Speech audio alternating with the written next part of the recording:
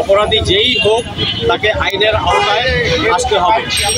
যত গুম খুন, মিডিয়ার হত্যা, শাপলা হত্যা এবং অন্যান্য judicial killing, extra judicial killing সব কিছুর বিচার হতে হবে।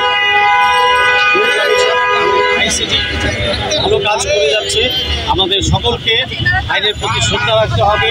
আমরা সবাই চাই যাতে বিচার হয় এবং আইনের শাসন প্রতিষ্ঠা পায়। দেশকে সামনের দিকে এগিয়ে নিয়ে যেতে হলে অবশ্যই আইন শৃঙ্খলা এবং বিচার ব্যবস্থা সঠিক গতিতে সঠিক পথে আগাতে হবে। এই জন্য শুধু একা বিচার ব্যবস্থা সব কিছু করা সম্ভব না, সেখানে জনগণের সহযোগিতা লাগবে।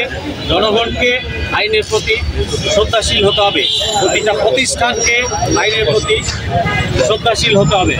কোনো প্রতিষ্ঠানই দেশের বাইরের আইনে নয়, সকল প্রতিষ্ঠানকে দেশের আইন মেনে চলতে হবে এবং সেই লক্ষ্যে যে কোনো প্রতিষ্ঠানে যেই অপরাধী হোক, অপরাধীকে আইনের আওতায় হস্তান্তর করতে হবে এবং